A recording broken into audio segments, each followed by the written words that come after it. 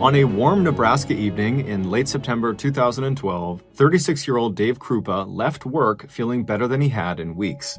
He was thinking about the woman he had met that afternoon in the auto body shop where he worked.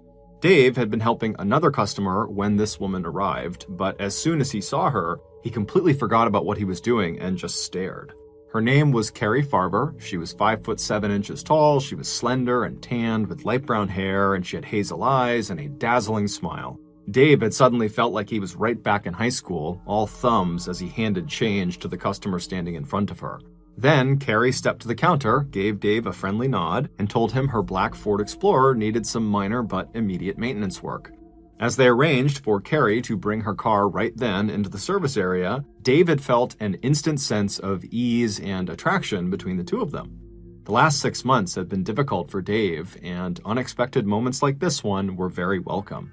Dave had moved to Omaha, Nebraska from his home state of Iowa 5 months earlier in April after he and his longtime girlfriend Amy had both agreed it was time to end their 10-year-long relationship. And once he had arrived in Nebraska, he'd been offered a manager job at this Hyatt Tire auto body shop. The oldest of 3 brothers born to deeply religious Southern Baptist parents, Dave had worked hard at being a good boyfriend and provider and a great dad.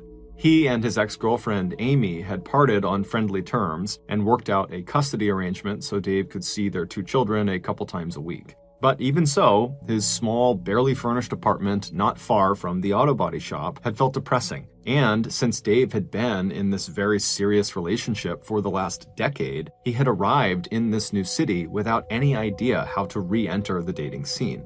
He had signed up for a dating website called Plenty of Fish within a few weeks of his arrival in town, and over the summer he had in fact gone on maybe a dozen dates with several women he had met online. But seeing this woman, Carrie, in his auto shop was different. It was the first time in a long time Dave had met someone the old-fashioned way, through a chance in-person encounter rather than by surfing pictures and descriptions posted on the Plenty of Fish website. Now, as Dave walked away from the auto shop over to where his car was parked in the lot to head home for the night, he wished that he had just asked Carrie out on a date when he had a chance to earlier in the day. But at the same time, he thought to himself, it would have been unprofessional or maybe even inappropriate for him to be asking a customer out. And after all, maybe he had just imagined that the attraction he had felt was mutual. Dave climbed into his car, turned the key, and started up the engine. And as he pulled out of the lot, he thought to himself, maybe if Carrie was actually interested in him, she'd come back. 2 weeks after meeting Carrie, while Dave was scrolling through profiles on Plenty of Fish, he suddenly felt a rush of excitement. Right there on the screen in front of him was Carrie's picture. Her hair was a little bit different, but the eyes and the smile were the same. She was 37 years old, and she lived an hour away in her hometown of Macedonia, Iowa, and she worked at a computer programming company in Omaha, just a block from Dave's apartment. She was beautiful, and, most importantly, she was available. Dave remembered that sense of mutual attraction he believed they had felt in the auto body shop, and so he typed out a message. "Hey, I know you." He waited for a minute, then kept on scrolling through other profiles, but he wasn't really looking anymore. He was just hoping to hear the ping of an incoming reply. And he didn't have to wait long. "Hey," her text to him read, "I know you too." And over the next 2 weeks, Dave and Carrie would text each other almost every day. And then, about 1 month after Carrie's first visit to the Hyatt Tire auto body shop, she made a second visit, claiming that her windows were sticking. Standing next to each other in the parking lot, Dave did not even wait to write up the service order. He just immediately asked Carrie if she wanted to go out with him. Carrie said yes, and the next evening, Carrie and Dave were sitting across from each other at the Applebee's Bar and Grill at the Omaha Oakview Mall. And it was great. It was clear that both Carrie and Dave had been thinking about each other over the past month, and now that they were together, Dave found Carrie not only beautiful, but very smart and funny as well. For her part, Carrie found Dave, a former football player who had also served in the National Guard before getting his associate's degree in automotive engineering, attractive and engaging. Carrie liked that Dave was a down-to-earth blue-collar guy who worked with his hands. They were also both single parents who were very involved with their children. They both liked to read and talk about books, they both had busy jobs, and neither of them wanted to take life too seriously. A few hours later, Carrie and Dave walked into Dave's apartment, the air between them electric, but before they could even settle in together on the couch, they jumped when they heard the sound of someone knocking on the door. Annoyed, Dave got up from the couch and walked over to the door, and when he looked through the peephole, he wasn't all that surprised at who he saw standing on the other side. Her name was Liz Gollier. She was an attractive, energetic 37-year-old single mom who ran her own house cleaning business, and she was the first woman Dave had dated since he had arrived in Omaha. Liz and Dave had found each other physically attractive and had had some fun times together, but over the last couple of months, it was clear to both of them that their relationship was really just fizzling out.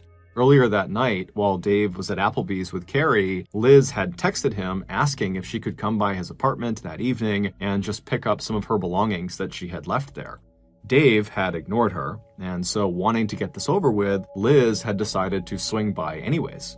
From Dave's perspective, Liz's timing could not have been worse, and he wished he had just responded to her earlier messages to tell her, hey, come by another day, but he didn't, so here they were in this awkward situation. Before opening the door, Dave turned and briefly explained the situation to Carrie, who was still on the couch, and Carrie appeared to handle the situation well, and she stood up like she was going to leave. Dave then proceeded to open the door and said hello to Liz, and Liz, who saw Carrie, instantly recognized the situation she had just interrupted, and so she turned red in the face and she apologized, and then she just kind of stood there in the doorway not doing anything. Carrie grabbed her bag and looked over at Dave and said, "Give me a call when you get this sorted out," and then she walked out of his apartment.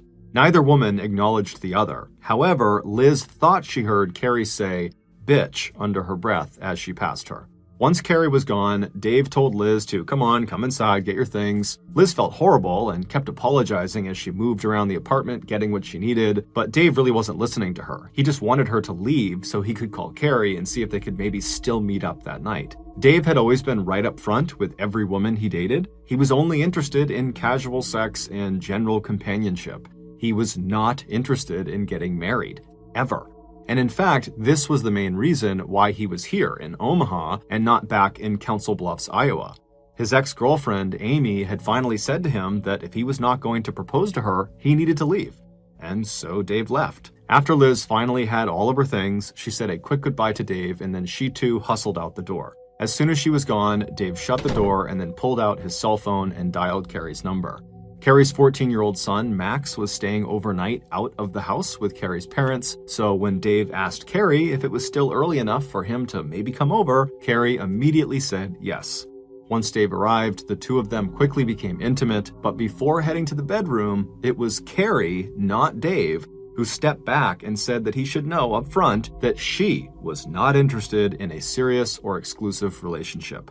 Dave could not believe his luck. He felt like he had hit the jackpot. Over the next week, Carrie and Dave saw each other every chance they got. Carrie stopped in at Hyatt Tire, Carrie asked for Dave's help in finding her son a used car, Carrie took Dave thrift shopping and started to upgrade the furnishings in Dave's apartment, replacing his broken-down couch with a comfortable silver love seat. And then, when that week was at an end and Carrie got a big assignment at work, she eagerly accepted Dave's offer to live at his apartment for the following week so she could save 2 hours of commuting time each day. Carrie's son Max would stay with his grandparents. That week they lived together, Dave and Carrie quickly began using pet names for one another, and every morning while he was getting ready for work, Dave would find himself smiling as he listened to the sound of Carrie typing and clicking away on her laptop as she checked her email and Facebook account in the other room. On the morning of November 13th, 2012, so just a couple of days into living together in Dave's apartment, Dave got ready for work and then walked over to Carrie, who was still wearing her pajamas and was sitting on the silver love seat she had picked out for him. He gave her a kiss, which she enthusiastically returned, and then he smiled at her and said that he would see her later on, and then he stepped out into the cold. By 6:20 a.m., he was pulling out of the parking lot, making his way to work. A few hours later, at 10 a.m., Dave, who was working on a car at the auto body shop, received a text from Carrie asking him if he wanted to live together permanently. Now, Dave understood that he and Carrie had definitely gotten really close, but at the same time, he had been really clear with Carrie about not wanting a serious relationship. That is what made their week together fun, because it was temporary. He didn't like the idea of making it anything more than that, and he was thinking, Carrie made the same claim to him, that she didn't want anything serious. And so he responded to her very quickly with a text that just said, "No, not interested," thinking he would talk to Carrie later when it wasn't so busy at work. But just 20 seconds after sending that response text, Dave received an angry text message from Carrie breaking off the relationship completely. Her text said, "Fine, I hate you. I'm dating someone else and I don't want to see you anymore." And when Dave got home that night, it looked like Carrie had made good on her threat. Right down to her toothbrush, all of her things that were in Dave's apartment were now gone. Dave was shaken, but it didn't take long for reality to set in. He'd been on dates with other women who had agreed, in theory, to casual, non-exclusive relationships, only to change their minds after a couple of dates. And so this seemed like that type of situation that, Carrie was revealing how she actually felt. And so it wasn't long before Dave's shock gave way to relief. It was probably for the best that this ended now. But it turned out that Carrie was not done with Dave, at least not yet. Within 2 days, Dave's phone started blowing up with texts and emails from Carrie. She may have taken her things out of Dave's apartment, but it was instantly clear that she was not going to leave him alone. At first, the messages were angry and jealous. Carrie hated him. He had ruined her life. He was a terrible person.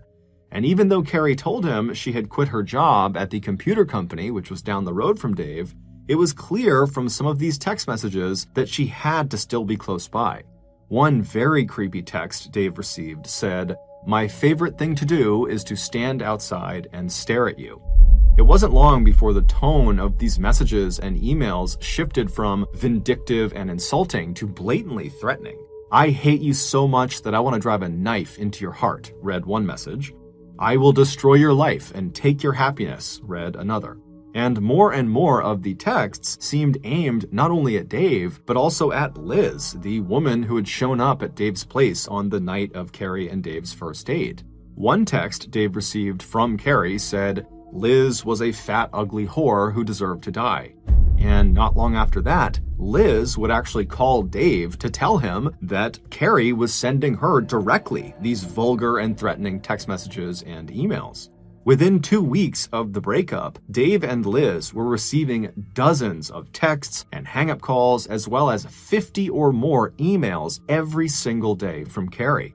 By November 23rd, 10 days after the breakup, Liz had had enough. She had walked into her garage that morning only to find the words "whore from Dave" spray painted on the wall. Liz immediately contacted the Omaha Police Department to report the vandalism, along with her suspicion that Carrie Farver was the person behind the property damage, given the harassing messages she and Dave had been receiving. But the police really couldn't do much about it because they couldn't find Carrie.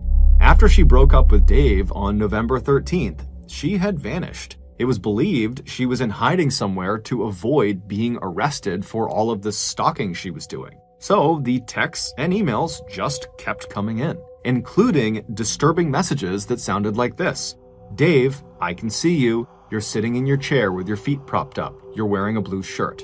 Ironically, this horrible situation actually brought Dave and Liz together again because there was no one else who would understand what they were going through.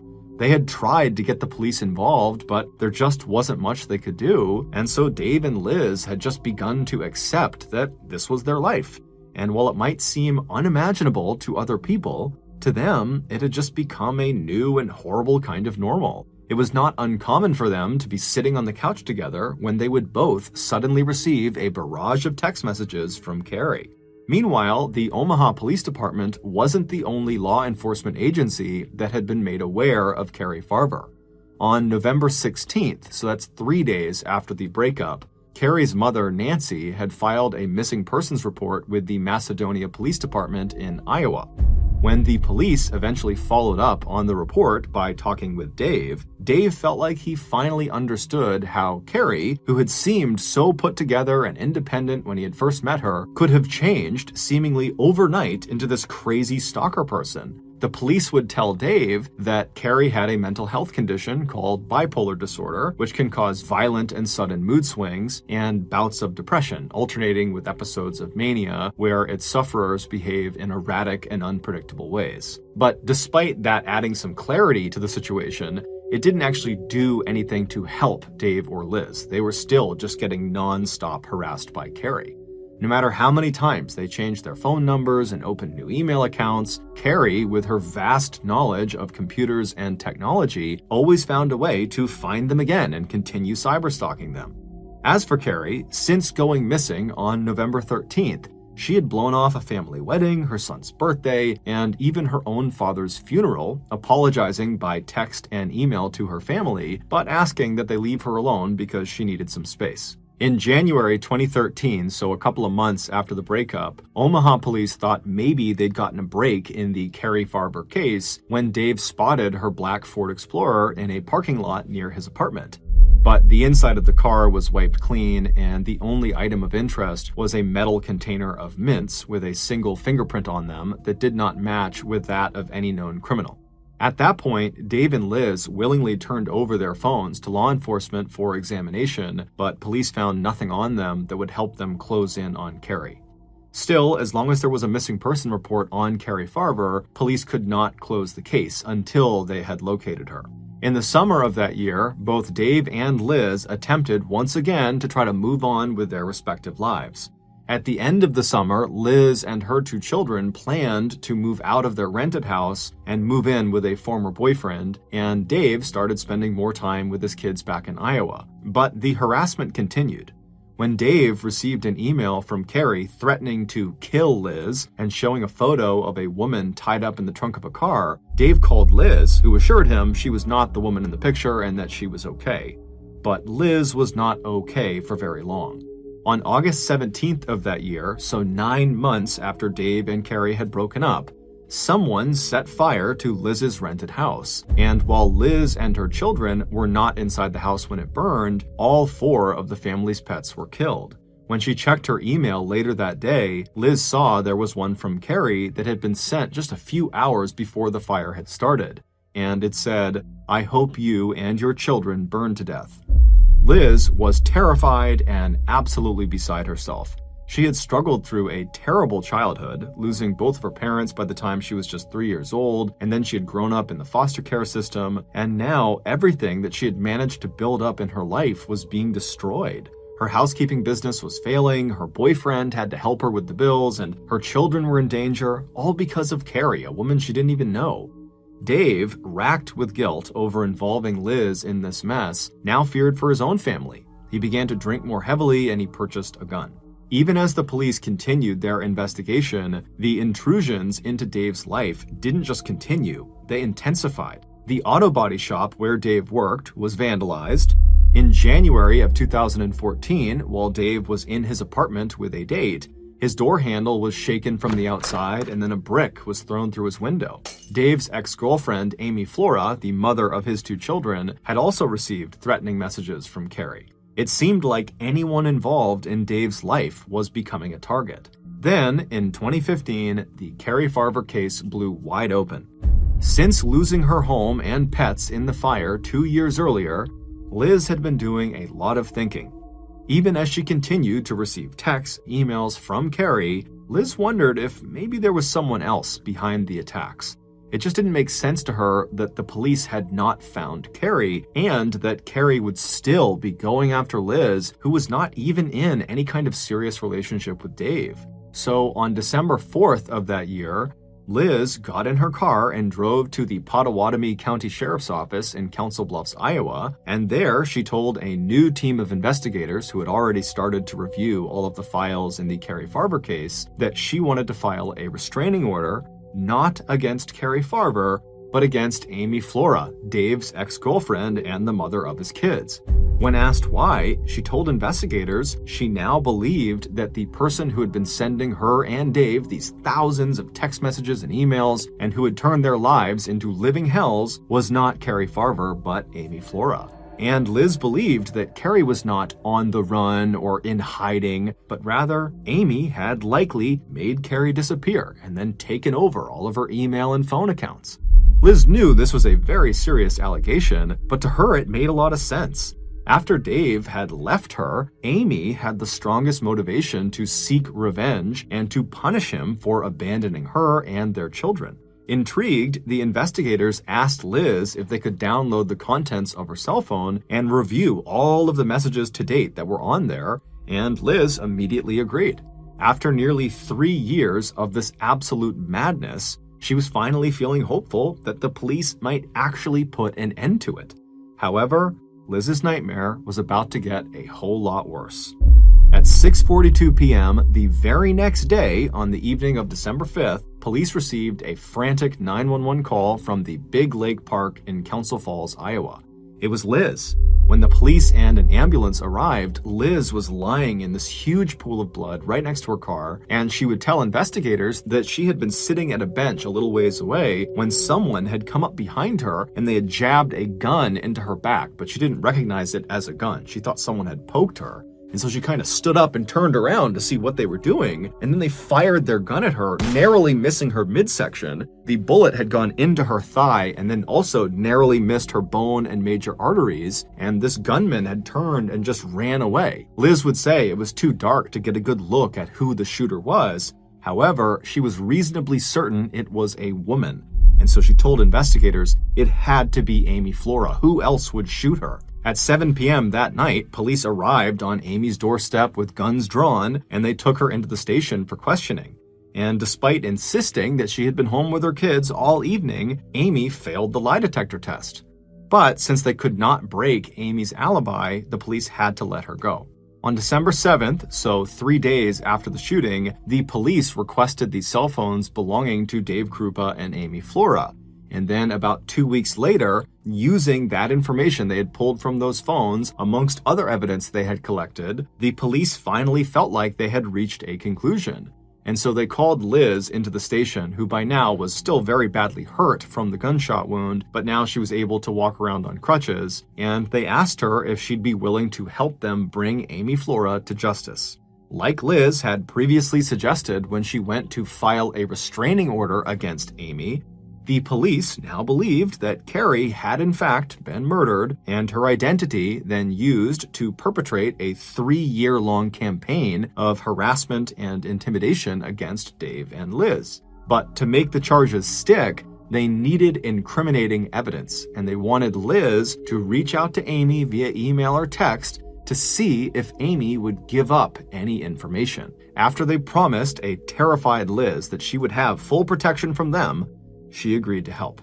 And sure enough, after only a few email exchanges, Liz got Amy so angry and riled up that she started talking about what she had done, and Liz just forwarded these messages to the police. And in these forwarded messages, Amy admitted to shooting Liz, almost like she was trying to brag about it. And shockingly, Amy also admitted to having killed Carrie, saying that she had died inside of her own black Ford Explorer. And sure enough, a second examination of Carrie's black Ford Explorer would lead investigators to find blood under the seats that belonged to Carrie. Police also found a match for that unknown fingerprint on the metal container of mints that was inside of Carrie's car.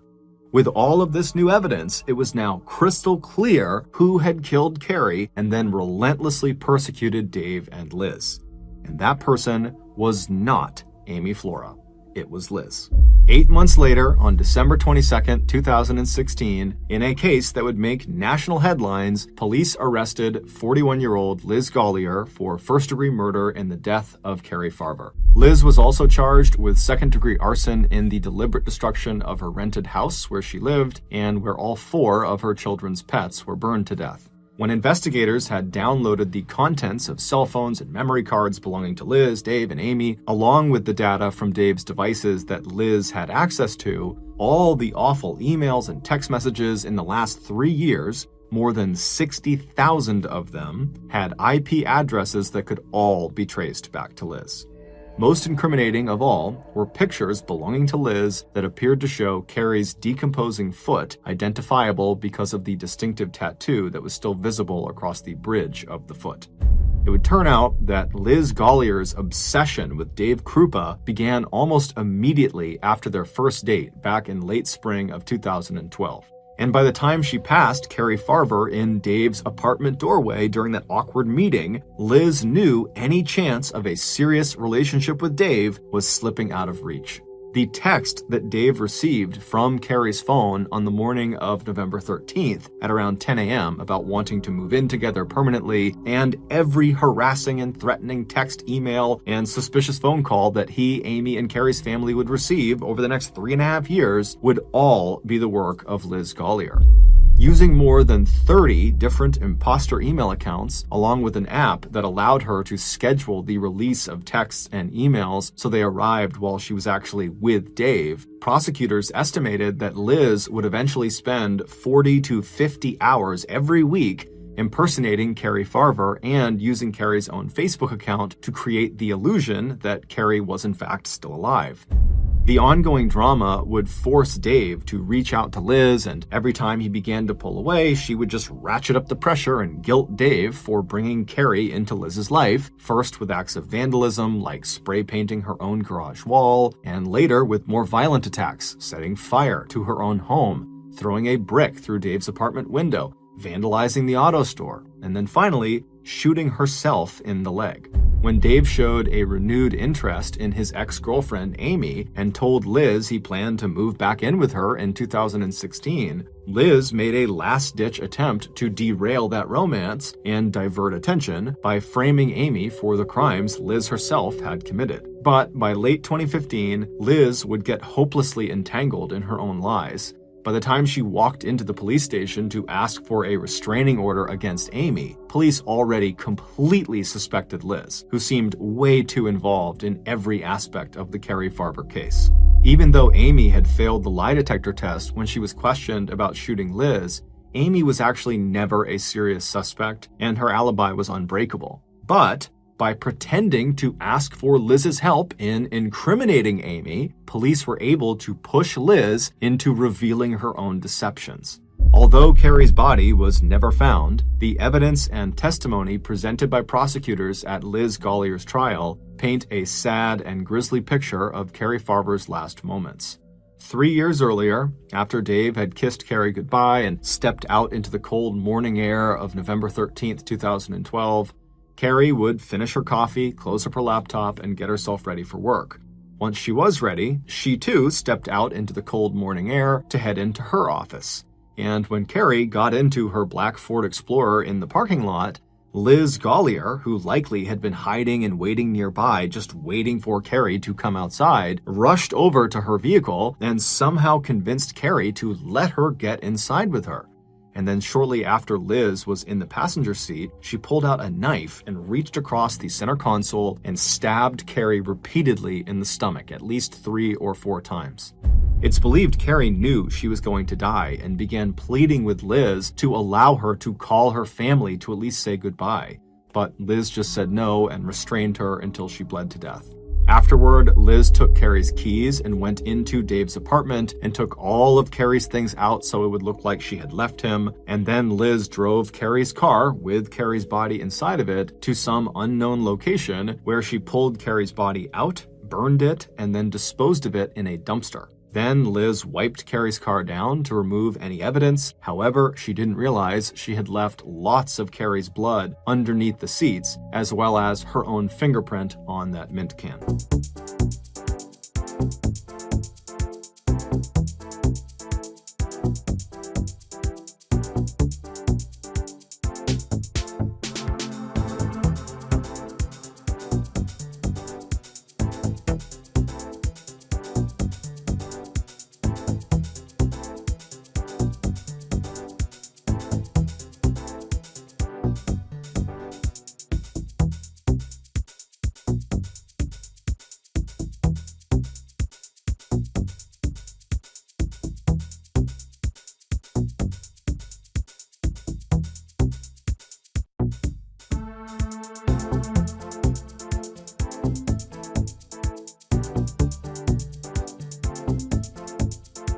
Liz Gollier is currently serving a life sentence at the Nebraska Correctional Center for Women, 107 miles southwest of Omaha, where she first met Dave. In 2008, 22-year-old Julian Buchwald was living in a small rural town in southern Australia called Budgeree.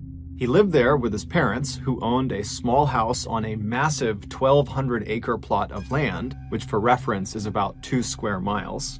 However, this land was made up mostly of thick brush and forested areas, so for the most part, they just stayed close to their actual house. However, there was a waterfall deep into the woods on their property that periodically they would go to visit. Less than a 20-minute drive north of Budgeree was another small rural town called Churchill. And in that town was Julian's girlfriend, 17-year-old Carolyn Watson, who also lived with her parents. The young couple had met 2 years earlier at the church they both went to. They were both very devout Christians, and their plan was to get married the next year when Carolyn turned 18 and was done with her studies.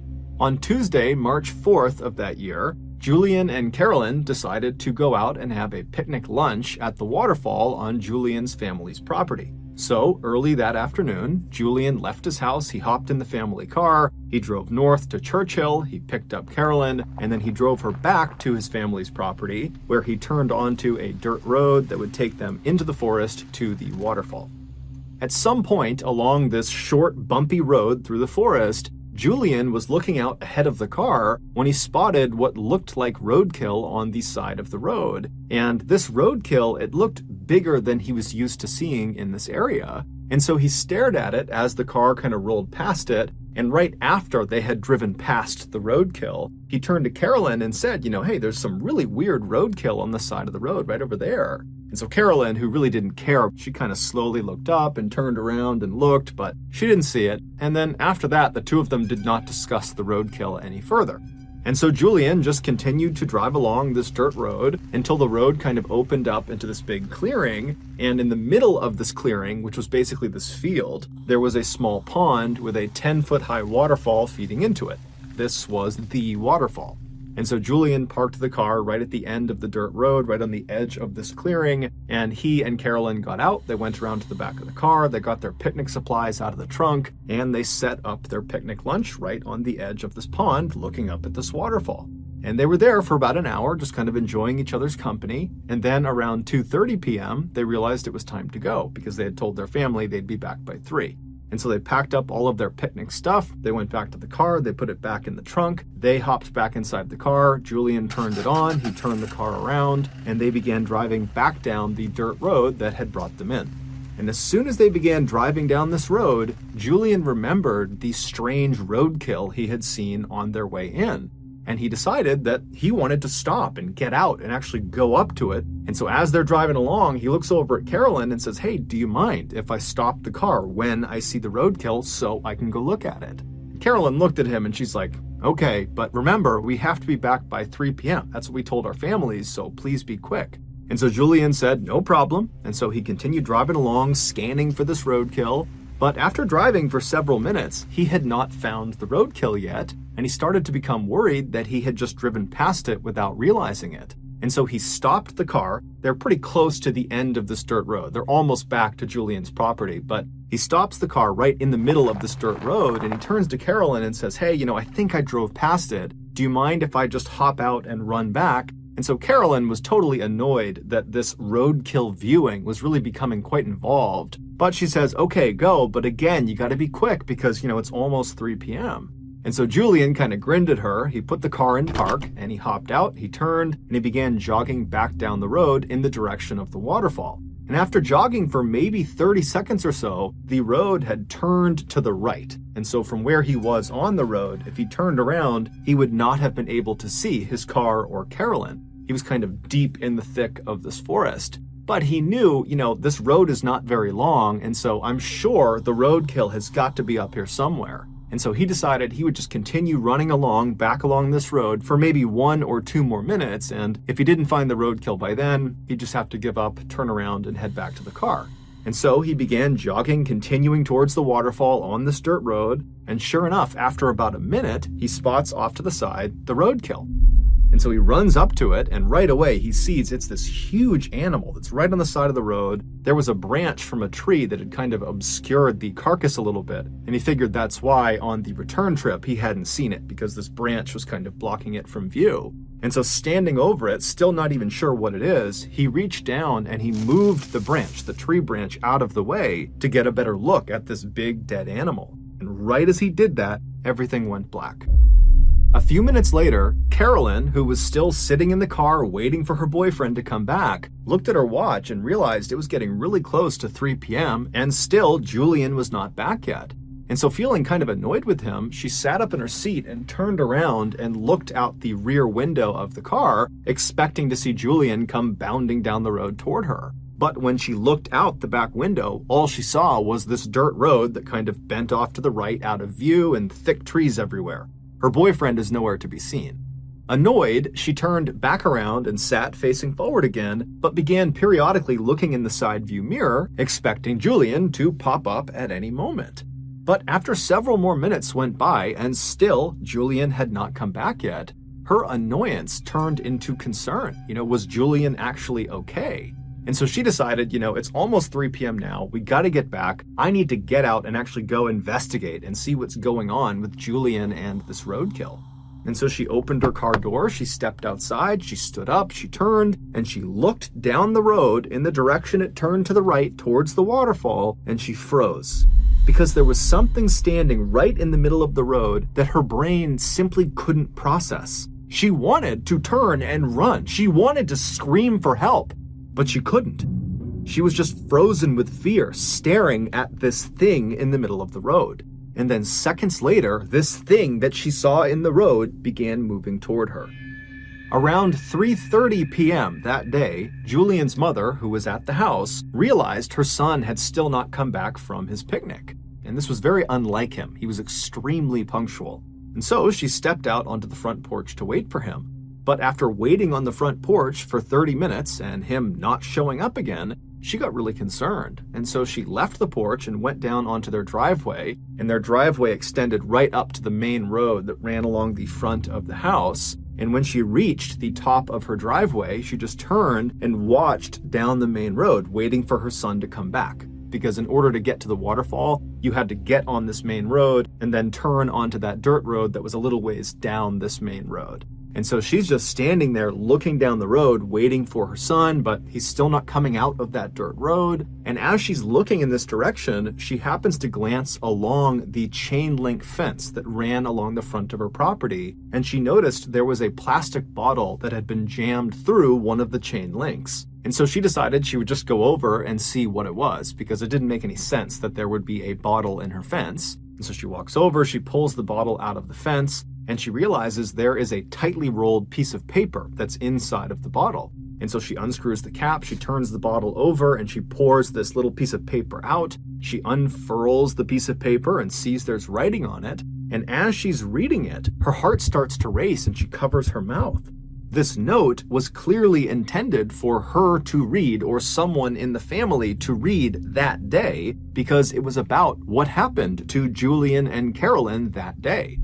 The note, which was covered in all these strange satanic symbols and was barely understandable because the grammar and spelling was so terrible, it generally communicated that Julian and Carolyn, who they called the boy and the girl, had been kidnapped. And so long as the family did not contact police, they, the boy and the girl, Julian and Carolyn, would be returned. It didn't really specify what they were going to do to them, and there was no ransom. It basically just said, you better not tell police or else. Well, Julian's mother was terrified. She had no idea what to do, and despite this threat of some sort of harm to her, to her children, to her family, if she went to police, she still called the police. And so the police, they came out to her property, they inspected the note, and right away, they noticed at the bottom of the note, it was signed with the initials ONA. And so those initials, combined with these strange satanic symbols all over it, led police to discover who ONA was.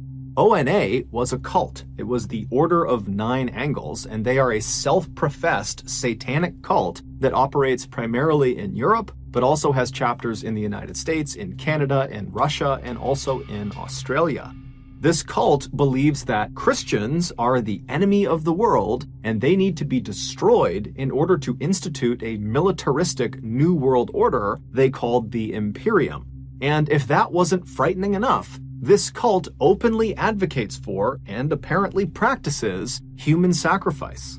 They have come out and said the people they kill in these sacrifices are people they consider lesser thans, basically the bad people of society. And if you are an ONA cult member, then who better to sacrifice than Julian and Carolyn, two devout Christians, and so two clear enemies of the ONA. Now, at first, when the police saw this note and kind of put this together, they're thinking this has got to be a prank. I mean, Carolyn and Julian have only been gone for a couple of hours at this point, and all we have is this note in a bottle stuck into the fence. This does not seem like some huge conspiracy of a cult coming in here and snatching these kids to commit some human sacrifice. But when Carolyn's parents found out about this note and how they were still missing, they would tell the police, 10 days ago, we received a letter in the mail that had strange satanic symbols all over it, and it really didn't make any sense. It basically was threatening them not to go to police, but 10 days ago, they had no reason to go to police, and so they just didn't really understand why they received this message or who had sent it, and so they had just kind of dismissed it and not told anyone. But now, with these two notes looking nearly identical, it seemed fairly obvious that whether it was the ONA or some other person or group, whoever was behind the kidnapping of Julian and Carolyn had clearly been watching both of their properties prior to the attack, which meant this was likely a more sophisticated kidnapping than it seemed. So that evening, the police launched this huge air and land search all over Julian's family's property, but despite looking everywhere, they found no sign of the young couple. There was just nothing. And over the next few days, when still there was just no sign of Julian or Carolyn, and there was no more word coming in from ONA, there were no more bottles stuck in fences or stuck in mailboxes, the police began to prepare for the worst. Then something totally unexpected happened. On March 11th, so 7 days after Carolyn and Julian went missing, a farmer was driving along this winding back road up in the mountains right near Alpine National Park. Alpine National Park is this very rugged, mountainous place that's about 250 miles to the north of Budgery. And so as this guy is driving along this road, which is very heavily forested on either side, he sees up ahead this young man and young woman who are barely wearing any clothes come stumbling out of the forest and kind of plop down on the side of the road. And so concerned they're hurt or they're lost or something, the farmer rolled right up next to them and he rolled his window down and asked, hey, are you guys okay? And they got up and they kind of stumbled their way over to the car and they introduced themselves as Carolyn and Julian and they pleaded for his help. And so the farmer helped them into his car and he drove them to the hospital.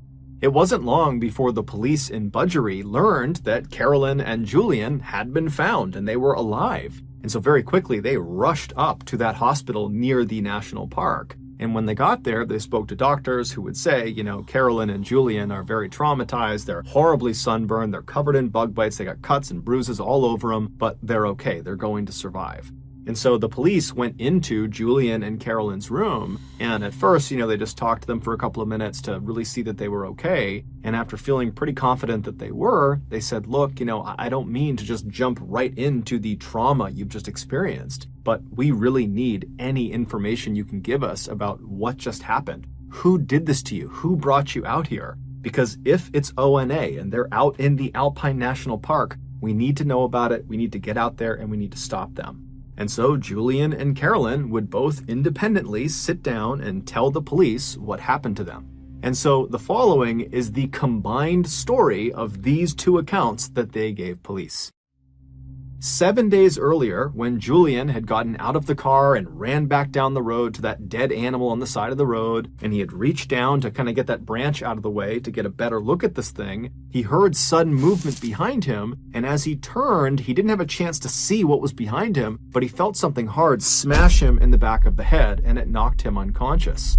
When he woke up, he knew right away that a significant amount of time had passed, that he had been unconscious for what must have been several hours, because now it was dark out, and when he was struck, it was broad daylight, and he looked around him and he had no idea where he was. He was in the middle of this forest, he had no clothes on, his wrists and his ankles were tied together, and he moved around and he realized he had been tied to a tree that was right behind him. And so he's got no idea what's going on. He has no idea where he is. He's looking around. He doesn't see anyone. And then amazingly, when he looks down, right next to him, underneath some leaves, is a knife. And so he's thinking, how in the world is there a knife right next to me? This almost seems like it was placed to be here for me. But either way, he reaches down with his hands, he picks this knife up, and he's able to cut the restraints off of his ankles, and then he's able to cut the restraints off of his waist, and then he stands up and he's able to kind of cut off the ones on his wrist, and then he's free. And so he takes this knife and he has no idea where he's going, but he needs to get away. He doesn't know if whoever brought him here is going to come back.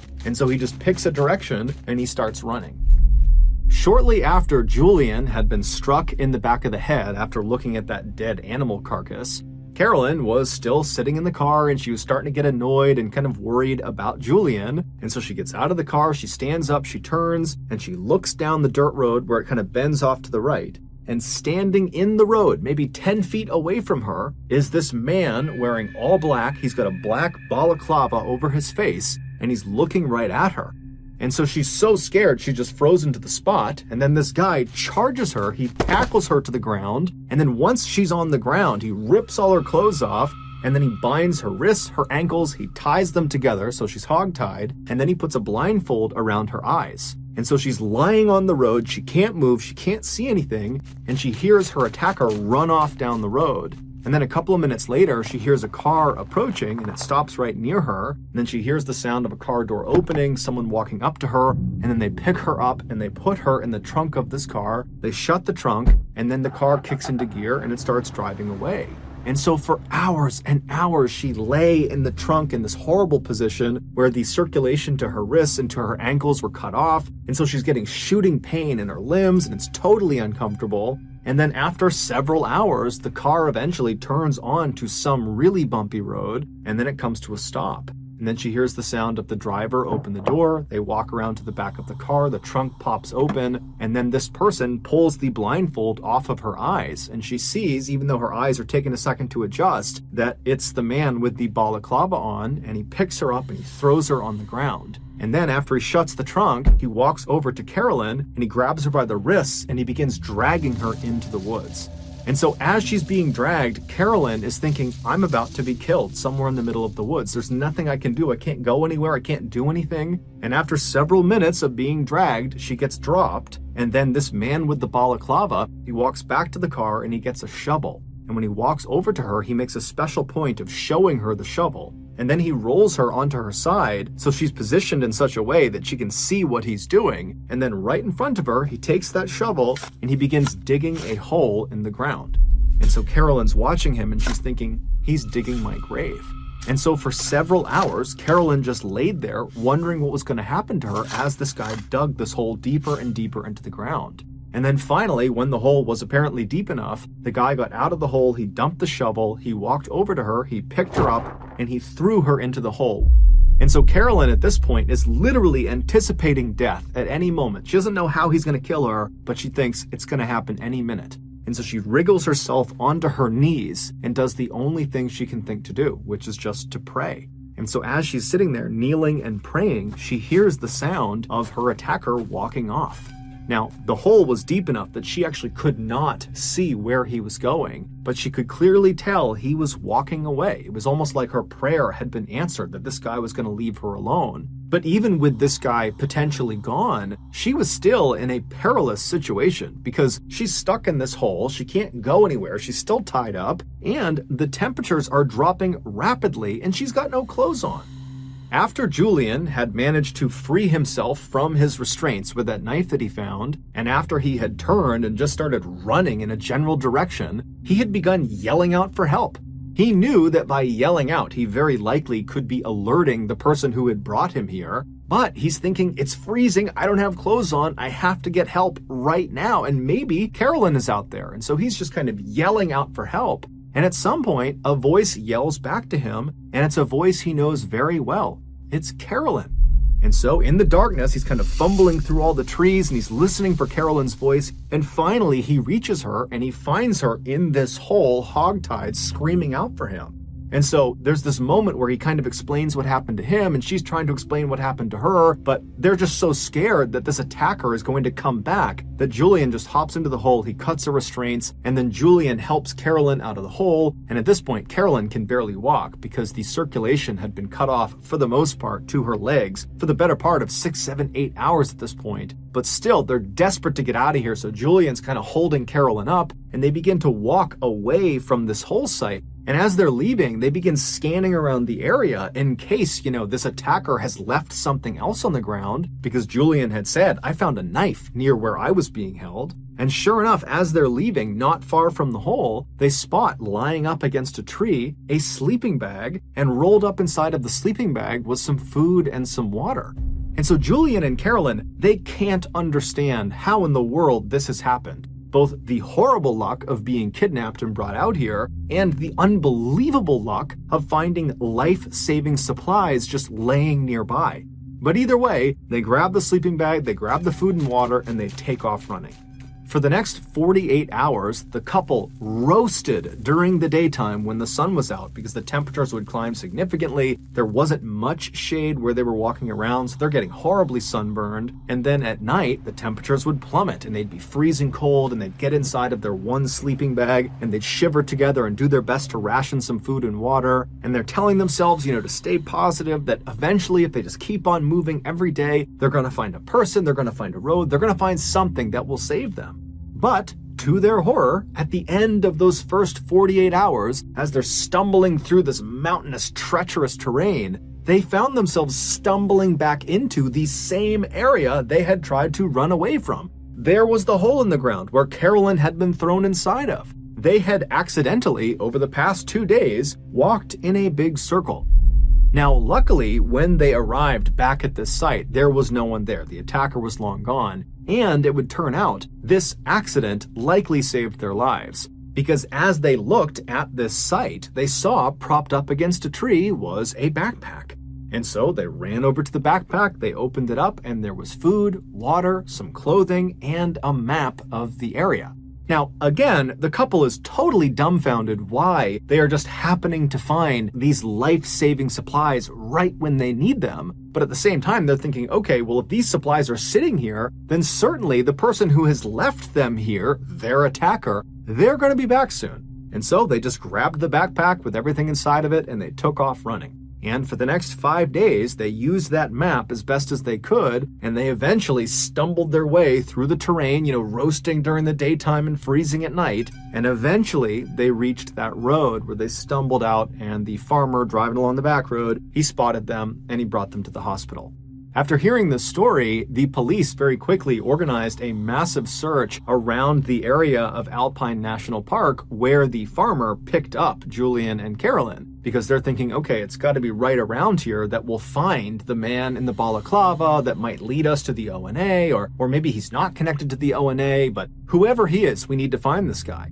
And so the police, they go out, they do this huge search, they don't find the man with the balaclava, they don't find any sign of the ONA, but they do find that area where that hole had been dug that Carolyn had been thrown in. And when they searched that area, they found the shovel, they found some rope, and they found some duct tape. And when they brought that in to be examined, they couldn't believe what they discovered.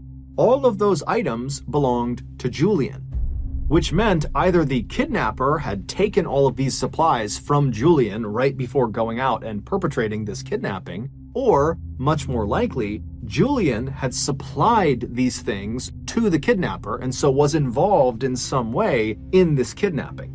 And so the police went to Julian and confronted him with this information and said, "You're not telling us everything because these are your items." And at first, Julian would completely deny any accusations that he had anything to do with this. But after some very serious police pressure was put on him, he cracked. The following is the real story of what happened.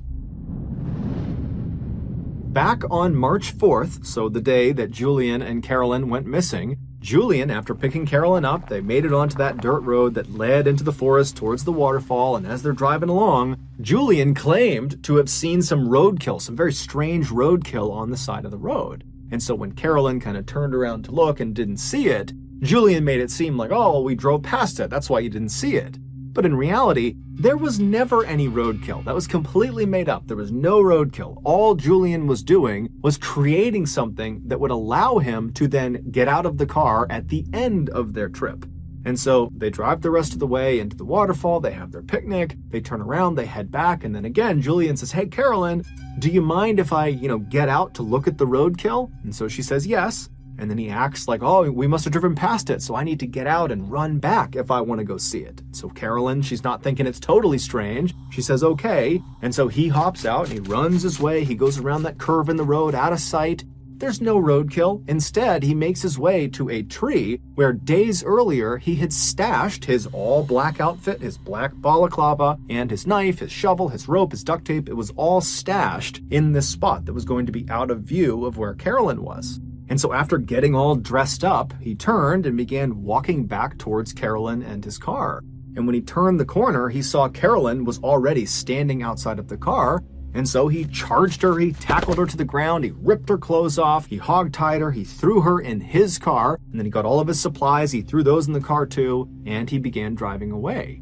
And for 6 hours, he drove north all the way up to Alpine National Park. And then when he got there, he found a road that would kind of go off the trail a ways into the forest, at which point he opened the trunk, he pulled Carolyn out, he threw her on the ground, he dragged Carolyn into the woods, and then with her blindfold off, he made sure to show her the shovel and he began digging that hole to give her the impression that he was going to kill her and bury her. He really wanted her to be totally terrified. And then after he had dug this hole, he dumped her into the hole. And then when she couldn't see what he was doing because she's deep inside of this hole and she's all tied up, he ran away. And when he was far enough out of view, he took off all of his clothes and kind of stashed it near a tree. And then completely naked, besides his knife, which would be his alibi for how he had gotten free, he began moving back towards the site where he knew Carolyn was in this hole. And then after waiting a little bit, he began yelling out for help. And then she heard him. And so she yells back to him, "Yo, Julian, I'm over here." And so Julian goes to the sound of her voice, and then when he sees her, he pitches her this ridiculous story about how he was tied up over there, but he found this knife, and he was able to cut himself free, and look, I'll cut you free, and oh, the attacker's gonna come back soon. And so he helps her out of the hole, and oh, look, they left a sleeping bag and some food and water, let's go. And so he grabs the supplies, and they head off into the bush. Now, the whole time, over the course of these 7 days, Julian knew exactly where he was. And so when they accidentally went in a circle and arrived back at the site where the hole was and then found that backpack that had more food and more water and some more supplies, that was intentional. That was not an accident. He had left the backpack there, and so that's why they had doubled back. And then 5 days later, after scampering through the wilderness, they magically found the road. But again, Julian knew where the road was. He had intentionally stayed out for the days that they were out there. And so after Julian tells the police all this, they say to him, was Carolyn in on this? I mean, did she know this was going on? And he said no. The whole time she believed they were getting stalked by their attacker, and if they ever caught up to them, they would be killed. And so the police are like, okay, well, why did you do this? Julian would say, he and Carolyn were both very committed to their faith, and they both believed in not having sex before marriage. But over time, Julian had gotten to the point where he just couldn't wait any longer to have sex with Carolyn, and they weren't scheduled to get married for another year. And he just did not think he could wait a full year before they could finally have intercourse. And so he had staged this entire kidnapping in order to hopefully coerce Carolyn into having sex with him. And so while he and Carolyn were out on the run in Alpine National Park for those 7 days and nights, they were not wearing any clothes or barely wearing any clothes, and at night they only had that one sleeping bag that Julian had intentionally staged in advance. He knew they would have that one sleeping bag, and so they would climb into that bag at night because it's freezing cold out, and as they're laying there right on top of each other, he would say to Carolyn, "We need to have sex in order to produce enough heat that we don't freeze to death out here." But Carolyn, despite the circumstances, every time said no. And so after 7 days of trying to convince Carolyn that they had to have sex, it was a matter of life or death, and that if they just said their vows, that under the eyes of God, they would be considered married and sex would be okay at that point, despite all of his best efforts, every single time, Carolyn just continued to say no, no, no. And so at the end of those 7 days, Julian finally just gave up. And so that's when they magically made their way out to the road and were rescued. Julian would also tell police that he was the one who wrote those notes prior to the kidnapping in hopes that they would believe the Order of the Nine Angles was behind all of this and he wouldn't get in trouble. Prior to his trial for kidnapping, Julian was out on bail and he decided he would just try to flee Australia. And so the way he did this is he dyed his skin a darker shade, and he also dyed his hair darker, and then he attempted to use a fake Indian passport to go to India. And he was able to fool Australian authorities, but when he arrived in India, he was immediately found out and he was extradited back to Australia where he would stand trial. And in 2009, he was found guilty of kidnapping along with a host of other obscure charges, and he was sentenced to 7 years and 9 months in prison.